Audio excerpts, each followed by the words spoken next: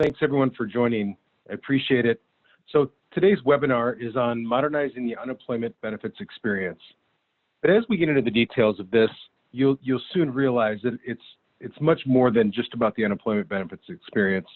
It's really about the entire citizen experience and up-leveling that to what we can do to really provide that self-service, provide that first line of support for the citizen type experiences that we're providing, that state agencies and government is providing back to their citizens.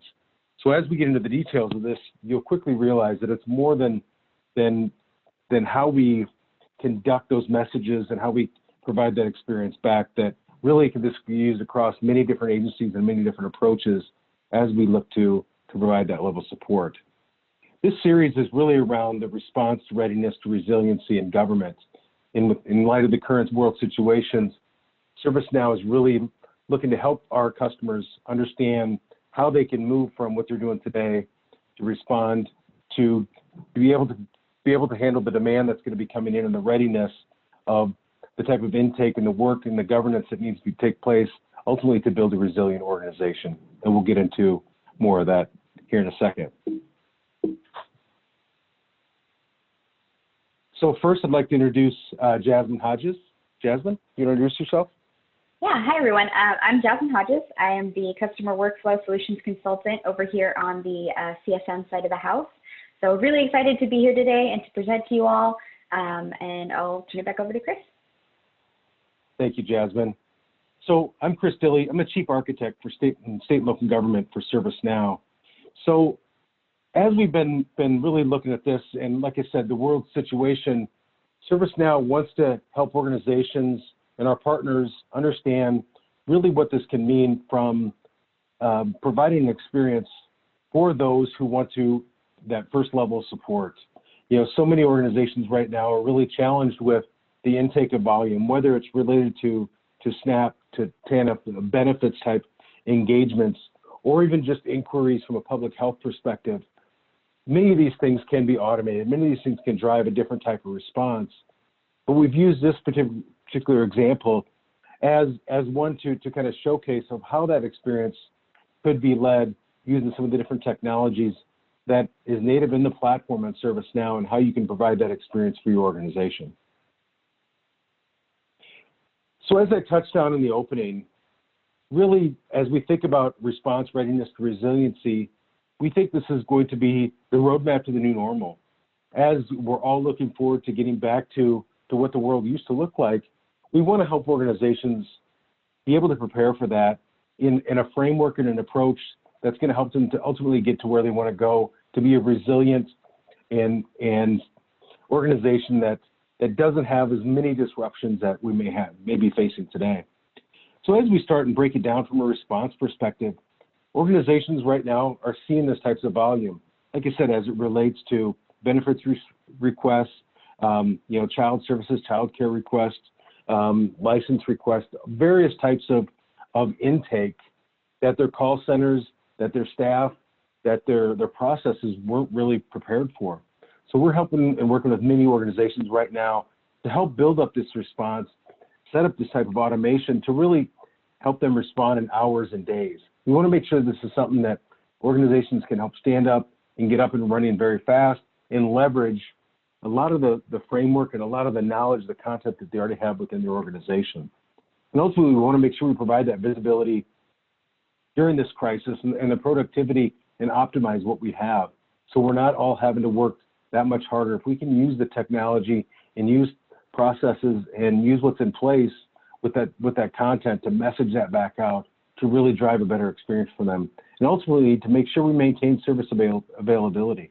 As we look at organizations that call centers aren't architected for the type of volume that many of them are getting, and again, how we look at staff and how we manage some of those things, we want to make sure that we can help organizations respond today to what's going on that's going to help them prepare and set the framework for where we're going in the future. And next, we want to help organizations get ready for what's next. As we begin to look at in the weeks that we're going to be coming out of this, what does that new normal look like? How does some of that demand from the agencies, from the departments across different organizations, how does that look differently? How are we going to be looking at what work was in process and where do we need to shift and adjust to make sure that we can remain nimble in what we do and what you deliver as part of a citizen-facing or a service-facing organization. So we want to help organizations really be agile and nimble in how they deliver that service and make sure it's going to be able to scale and ultimately make sure it's a secure approach to the way we're doing things. And this is going to help organizations prepare and look at how do we adapt workflows and how do we use the business processes that we need to have and where we can really optimize for what the new reality is going to be. And this is where we can help organizations do this. And, like I said, responses in hours and days. We want to look at things from a days and weeks perspective. So how do we make sure we're starting to establish that framework? We're starting to understand how we bring staff, operations and work back in-house as these people come back. And then ultimately, where we want to get to is helping drive and build a resilient organization. Organization strategic plans are going to be looked at differently. They're going to be looked at, how do we make sure when something like this happens again, that we can make sure we're better prepared as an organization to scale to where we need to go. I had a conversation just last week with a CIO that's already starting to establish some of those targeted outcomes that he wants to set to be a resilient organization. He says today that 10% of his interaction with citizens and citizens that interface with agencies is only around 10%. He's going to set an objective that by the end of the next fiscal year, that engagement is in the 50 to 60% range with the ability to scale to make sure that they can get to a 90% digital interaction and digital communication with those customers if they need to. So organizations are starting to look at those new strategic objectives and want to understand what is the roadmap to get there. And that's where we can work with organizations to make sure we can provide that digital scalability to support their IT organization, the services they provide, and obviously the employees, and make sure that their health, safety, and they have the resources and tools that they need to deliver, and ultimately the citizen and customer needs on the end. Ultimately, to make sure we have a resilient organization that we can provide services with no interruptions, and ultimately help everyone get back on their feet as soon as possible. So how do we do this? Behind every great experience is a great workflow. So as we think about an omni-channel experience, and what we mean by that is whether it's your mobile phone, whether it's a desktop computer, whether it's SMS computing and text messaging back and forth, or it's a call center, we want that experience to be consistent. And with ServiceNow, we're really helping orchestrate all those different types of communication where you can drive that experience and make sure that whatever way the customers are coming in, wherever that source data is, for many of the different systems, many of those legacy applications, that we can manage that and ultimately provide that digital experience and provide that interface to be able to drive, manage, execute, and provide visibility to the workflows that are necessary to pass on to some of those core systems, those core functions.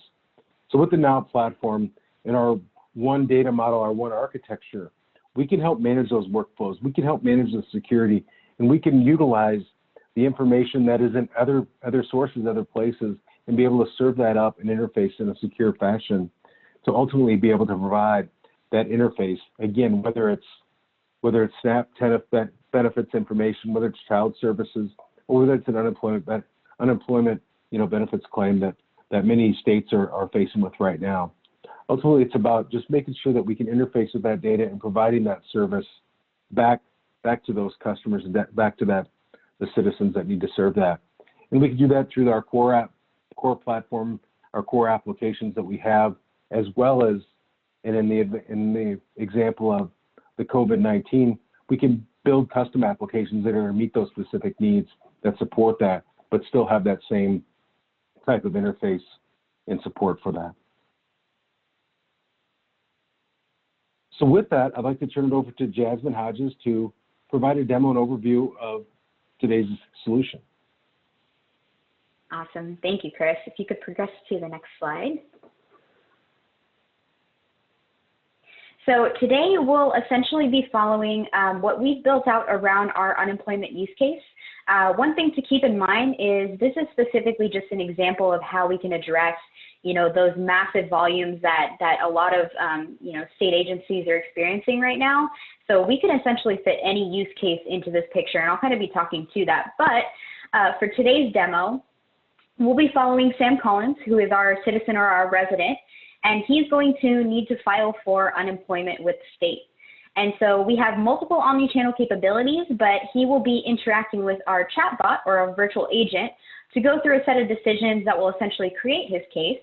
And then John Jason, who is our customer service agent, is going to be the one who receives that case from the comfort of his home. He's working from home right now, and he's going to review Sam's request and begin processing the work. And all the while, Sam has visibility into the status of his claim, the progression. If John sends him any, additional information, he's going to get all of those updates. And then to take this a little further also, at the very end of that demo, we'll be touching on how we can also handle incoming calls as well with a CTI integration. So with that being said, I'm going to go ahead and take over sharing, Chris.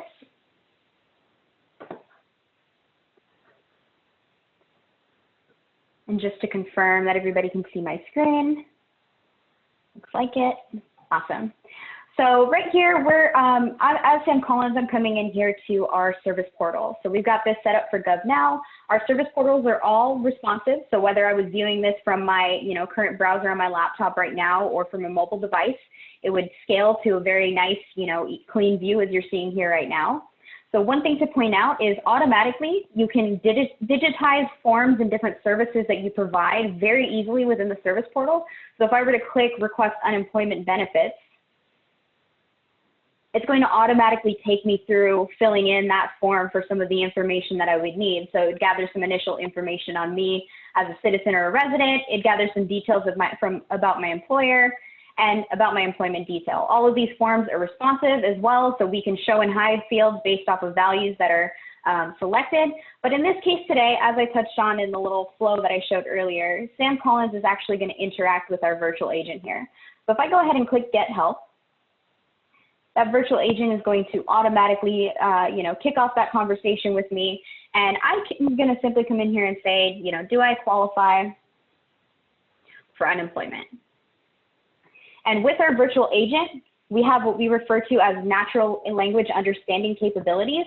So no matter how I word my question in here, whatever I'm saying, that's going to automatically, use our machine learning in the instance to match me up with the proper conversation that I need to go through. So whether I'm asking about unemployment, maybe I'm asking why I haven't received my payment for unemployment, or maybe it's related to a completely different use case. You can set up multiple topics and utilize our natural language understanding to make sure that the user goes through the proper path.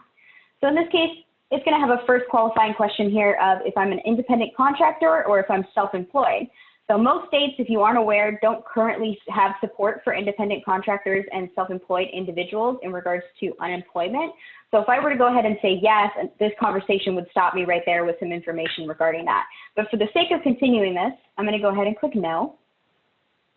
And again, based off of those responses, how I have it set up is it's going to take me through a different process for whatever my answer is. So it automatically lets me know that I might qualify, so it's going to proceed with filing a claim. So if I go ahead and click yes, it's automatically personalized to know that I am Sam. And then it's going to let me know that before we go ahead and process this, I'm going to need some personal information. So say, the identification I have is my state ID. It's going to ask me for that ID number, and I can put in any value in there. We can also set it up to expect a specific formatted value as well. I don't have that set up, but that is a capability. It's going to ask my state of issuance. And then it's going to also ask some additional questions that would take me down different paths. So if I am a citizen of the United States, it's probably going to take me into some more details about that or down into my application. But if I were not, then it'd go through some questions asking, am I authorized to work in the United States, just to further qualify if I'm eligible for this unemployment. So I'm going to go ahead and click yes.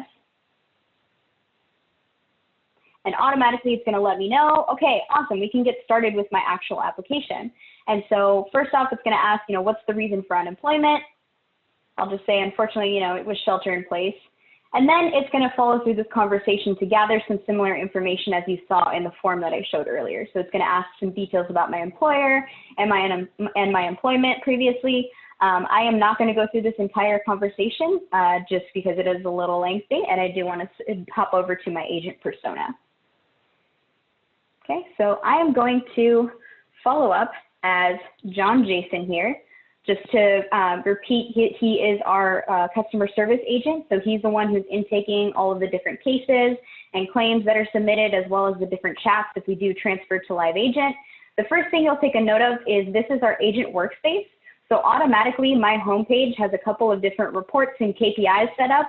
So I automatically know, if I needed to navigate into any of these, I can do that quickly. So it'll show me, my different claims by reason, my team's cases, if there are any unassigned that maybe I can pick up to help my teammates out, if we've got some priority ones or those that have been escalated. I've also got a list here of my new cases. But I can also navigate over to my actual list.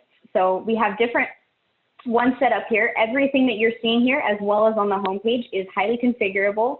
So you can set up custom reports. You can modify these lists to be filtered to only exactly what you want to see and only the exact columns that you want to see as well to make sure that your agents are working as efficiently as possible.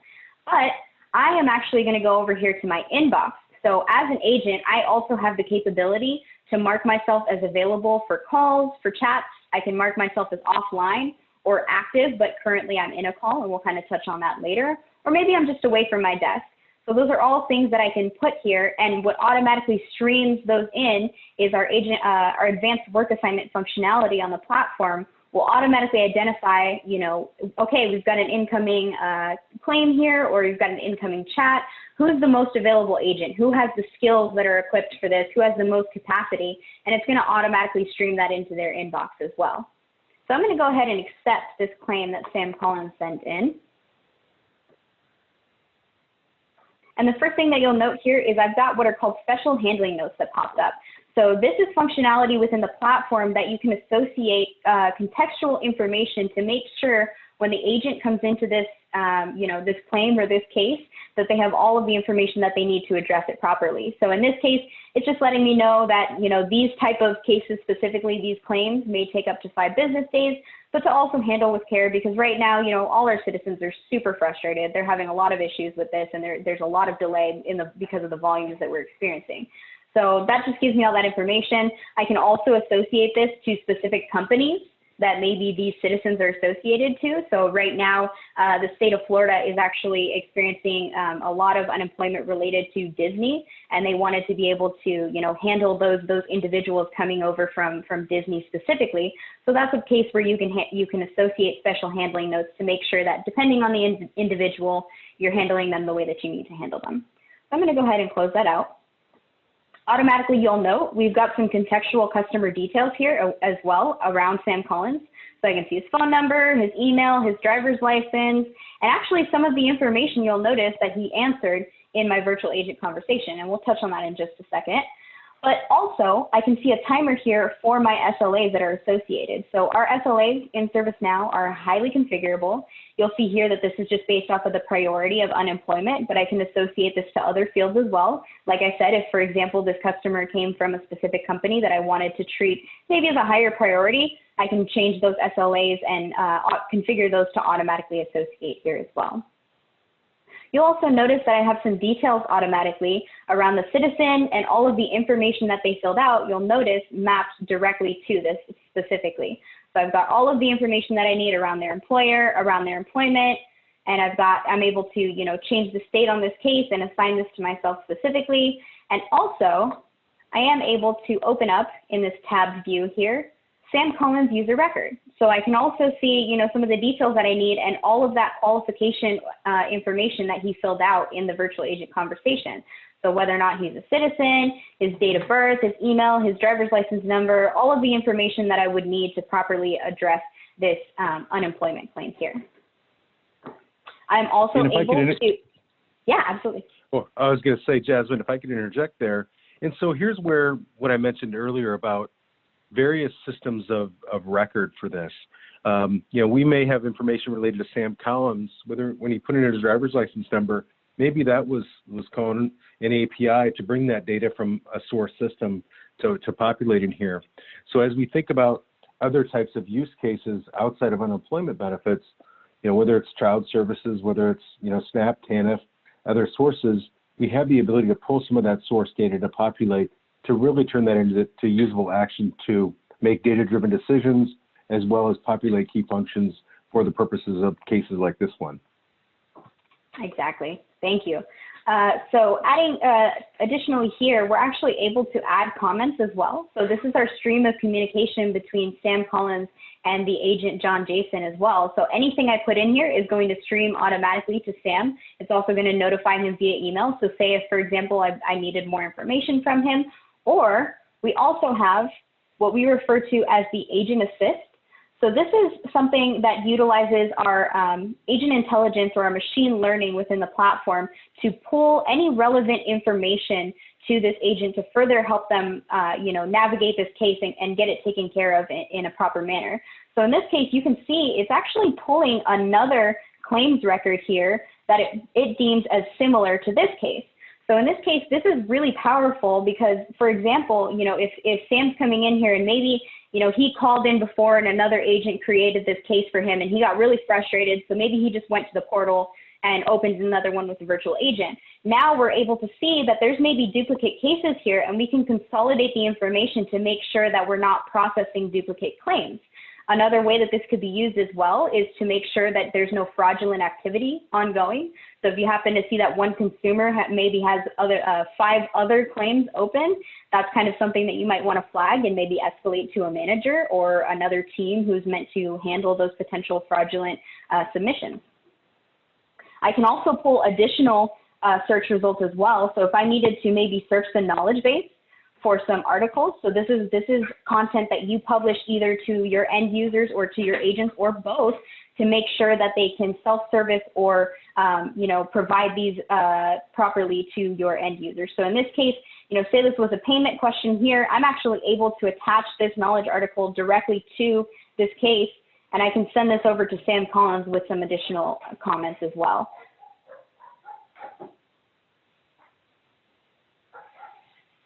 So furthermore, another thing to note as well is we also have templates here.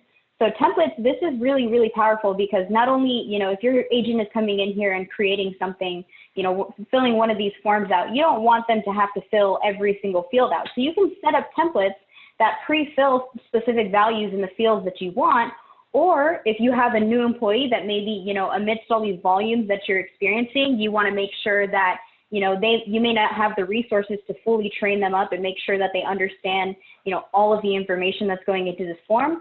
Setting up a template would give them that kickstart to, maybe not need to know all the intimate details of everything that they're filling out if they have information that's pre-filled that they don't need to pay special attention to.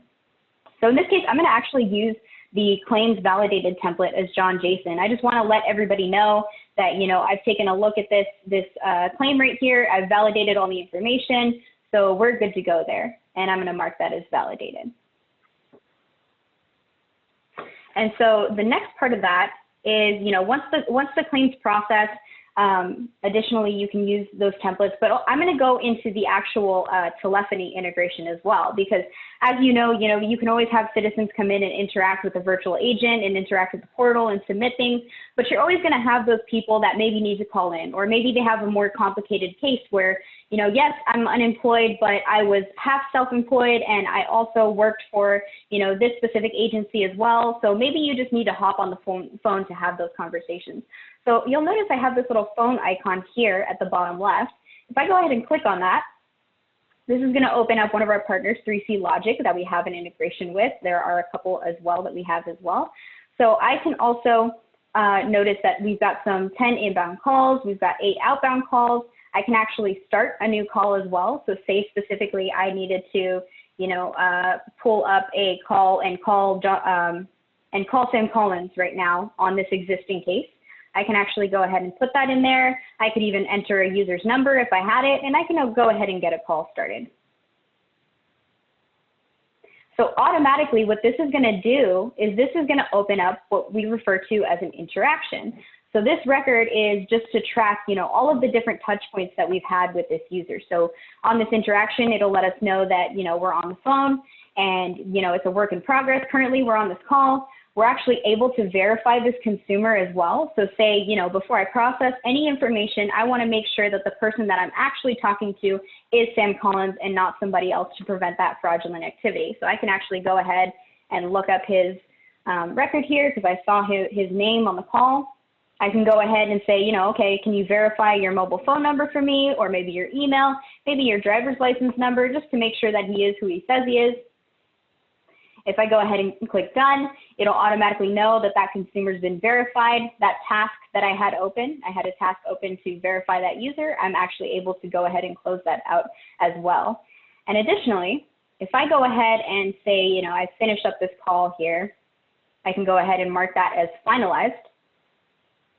It'll automatically update that interaction to let me know that, okay, that's been closed out. It'll also re-update my status to let everybody know that I'm available again. I'm not on a call. I can also view the phone logs that are associated too. So it tracks, how long was our call, what was the call type, and some information within those phone logs as well. So with that being said, I'm going to go ahead and open that up for any questions on that. And then I do have a couple of dashboards that I would like to show you guys as well if there aren't any questions right at the moment.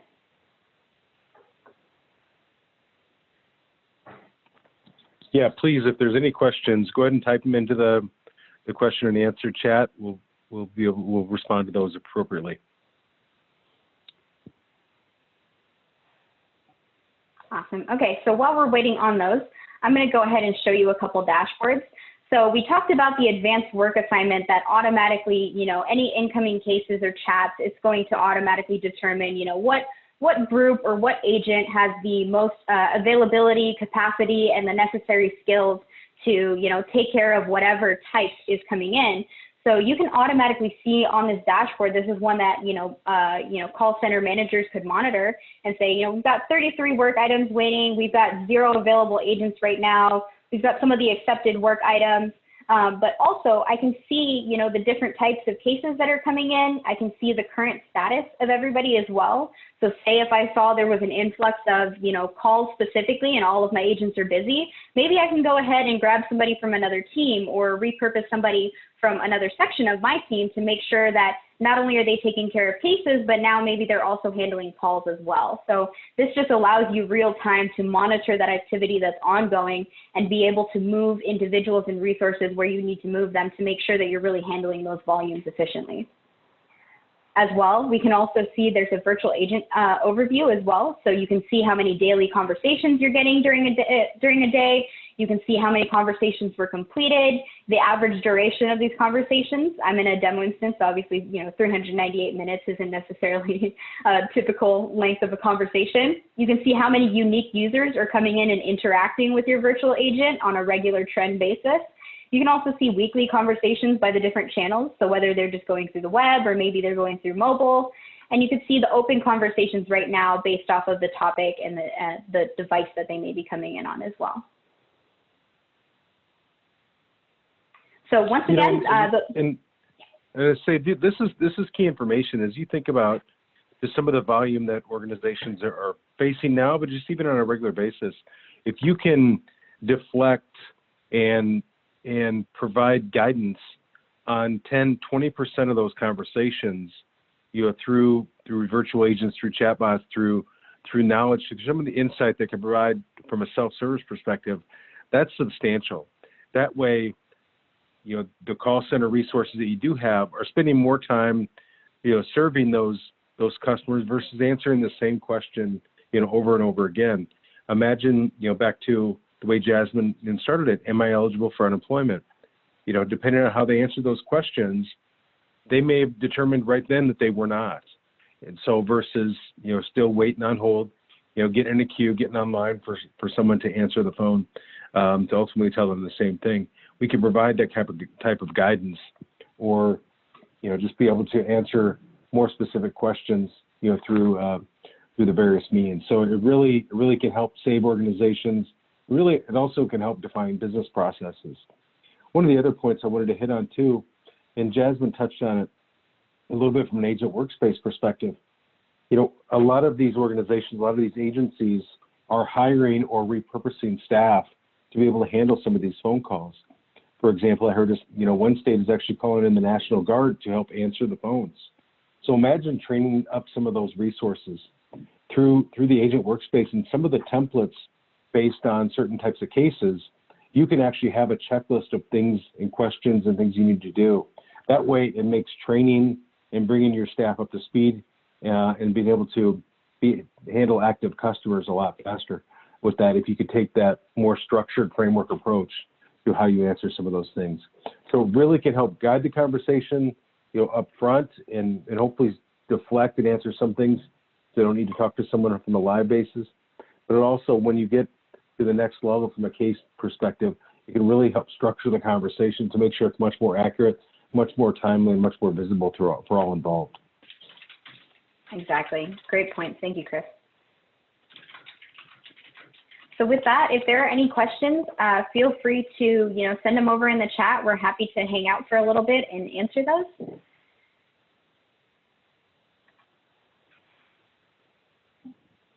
I'm sure there's a few questions out there.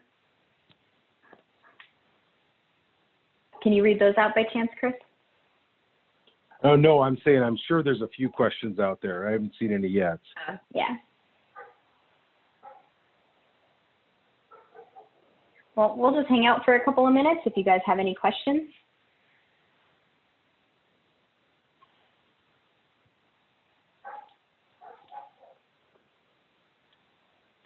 So other examples that we're hearing states use this type of technology for, we touched on a few of them, as it relates to SNAP, TANF, those types of benefits questions, and also, we've seen some as it relates to where to go for other services. We've seen some states that are answering questions about food banks and stuff like that. So not all these things are related directly to this type of experience, but again, a means to handle the call deflection and be able to really provide other guidance to support other civic services and things that can be done. All right, looks like we've got a question. Have any of your state customers implemented this yet? Yes, the answer is yes. So we've got, I think at least three that I know of just off the top of my head that have implemented this, and it's really been able to really shape and change the way they're able to use their staff and be able to manage some of these expectations, and it's really been pretty beneficial. Jasmine, do you want to add some context to that? Yeah, in addition to that, on that note, we are in progress with a couple additional state customers as well, and they're really taking this from, starting with those virtual agent conversations. We actually had one customer implement a virtual agent conversation for some of the common questions, simply just the questions, and then maybe a live agent answer, but they weren't taking any cases specifically for virtual agent yet. And just within 3 days of having that live, they experienced a 90% call deflection. So if you say, get 1,000 people interacting with your virtual agent per day, and only 100 of those end up going to your agents live, then, that's a significant offset on the amount of calls that you were experiencing previously. I also see that there's a question from Jonathan. He says, how hard is it to change, he's got two actually, so I'll address them separately. How hard is it to change the workflow as your requirements change? So our workflow engine within ServiceNow is incredibly powerful. It is very, very easy to scale and change your workflow as your requirements change and your business processes change. Obviously around COVID right now, everybody's kind of in quick response mode. So your processes may have some pieces of it that maybe are left out for the sake of taking care of things quickly, or they're just not needed right now in COVID. So that amidst the COVID response. So those are very, very easy to change. All of our workflow interfaces are also very drag and drop. So they're very no code, low code as well. Your second question is, this is sensitive data. How do you keep it secure?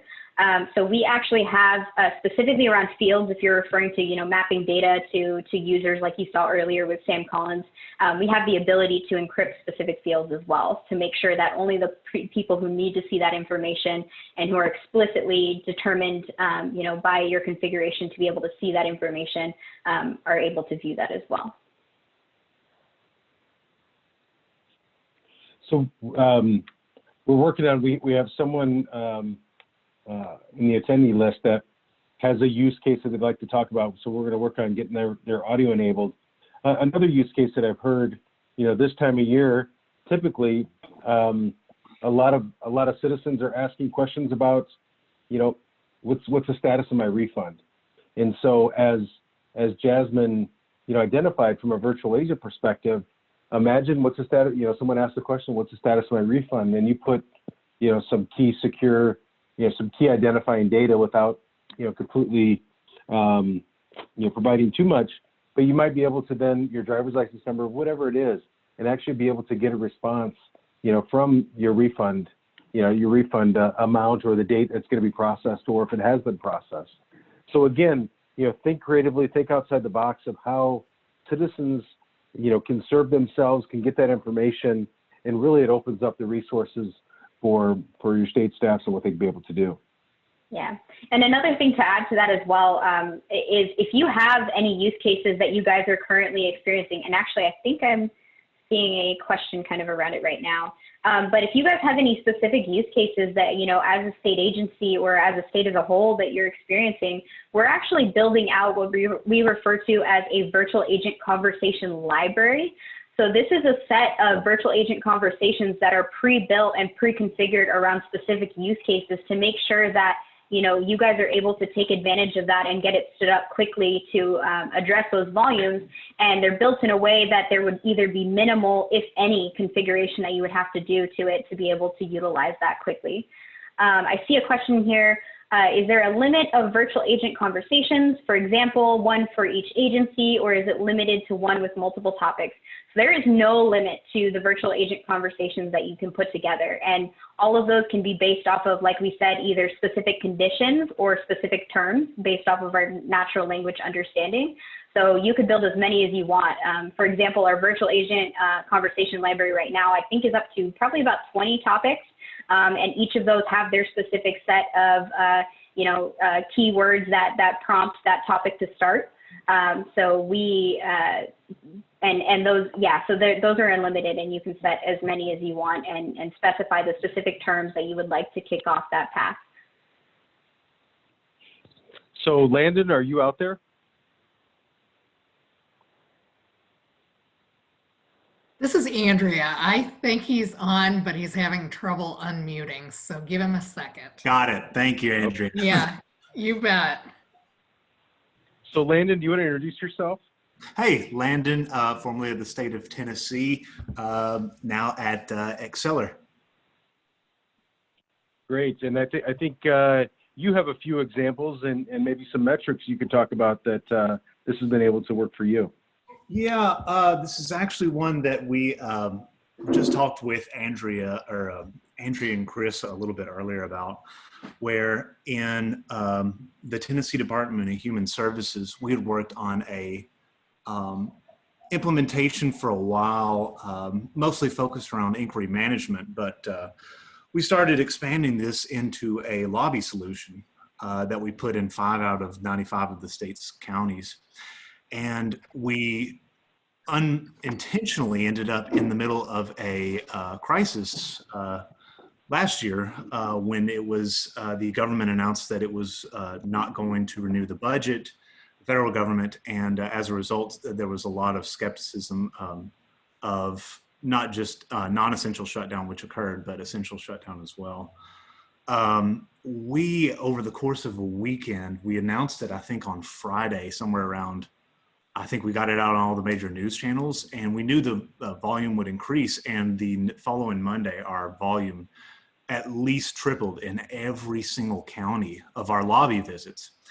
And just bizarrely, we weren't taking the preparations that we were doing. We were putting in lobby solutions in place to try to solve, other problems and improve our timeframes. But we noticed about midway through the day that our non-integrated county office lobbies, we were looking at a lot of them before even open of business, the lines were so long out of our doors that as soon as people started signing in, it overloaded the systems we were using, and they shut down. People had to go back. They had to revert to like manually tracking everyone who came in and trying to produce wait time reports manually. And it was difficult in the non-integrated counties. But in the integrated counties, I remember I spoke with the field management director around 2:00 that day. And she called me, and I could just hear her smile on the other end of the phone because, they had a supporting system that could manage this inbound, outbound queue system. And it was all on the ServiceNow platform. That was I sat back in my chair that day, and I remember just gravity settling in and realizing the impact of what we had worked on for so long, that it wasn't just something that was improving our workflow timeframes. It was well designed to handle much more than we were even putting in the system then. And that's when people started paying much more attention to, okay, this is something we need while the calm is here now, before the next recession or whatever was going to hit, which it's here now, right? The thing that is affecting the economy and the need on the constituency, it's there, it's happening right now. But last year was the time we were saying, okay, we need to start getting this in place at a much greater scale. And this all needs to be on the unified platform so that everybody, there's not this scrambling up and down the hierarchy to figure out what's going on in the field offices. It was a tremendous tell for, I think the phrase ServiceNow is using for it right now is the increased volume. It was a big tell for the capability of ServiceNow to handle that. Is that what you were wanting to know more about? That was. Thank you, Landon. And yeah, great story. Glad to share it. Yeah, it was pretty impactful. The vision that Landon and team had at the state of Tennessee, and just how they helped utilize that. So it was. It really benefits a lot of citizens, and ultimately that's what every state wants to do is help their citizens and make sure they can make getting them the information and the services and the benefits that they need, as soon as possible. So that was a great one. And for what it's worth, happy to. Just to echo on this our intent to prevent this from happening again, or to be caught unawares completely. It came very much from several years prior when the state of Tennessee experienced its own mild version of a recession. And we experienced a kind of a microcosm of this here, where our volumes at our call centers, we entered a mild recession at the same time we entered a large scale employee buyout. And our volumes tripled. We had or actually at that time, that was at the point where we started reaching 2 to 3 hour wait call times at our call center. This is about 2014 or 15. So I think it's a critical message to deliver state, local government, and even possibly the feds where we can, that this is something that there is something that can be done today, and there are actions to take to remediate the pains and challenges everyone's experiencing now, but also to lay the ground for the framework that the next crisis management can be built upon. We had to learn that in 2014-15 the hard way. We started adjusting to it over the years. I think some other state and local governments hopefully can seize the momentum earlier on now. Yeah, that's a great point. And back to our messaging about, we really want to help organizations respond to this now and make sure that they can, keep the lights on, keep serving their citizens, their residents, their customers, but begin to prepare for what they need to do to get ready. How do they, again, handle that demand, handle what's going to be changing for their organization, begin to put some structure around that, and ultimately build and deliver and execute on become a resilient organization. Agreed. Thanks for highlighting with us. I appreciate it. No, thank you. I appreciate the input. Any other questions?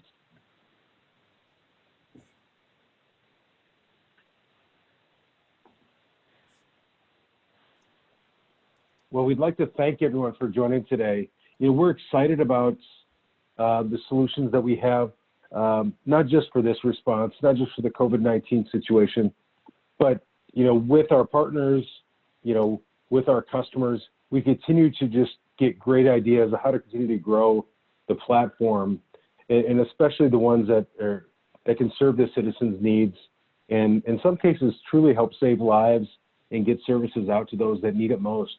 Is really fulfilling work, but is really exciting to know that we can do it rapidly on a platform like ServiceNow to really get it out there and share it. And a point that I would just want to emphasize that Jasmine brought up is, we are building out a library of these conversations that will be able to be shared out. And ultimately, we want to help our customers get up to speed as fast as possible to utilize this. And back to my point of how do we help respond? We want to help our customers respond in hours and days to some of these things. And having these libraries and having this content that can be shared, hopefully will help you do that. So excited to be part of this, and thank you again for being part of today's webinar.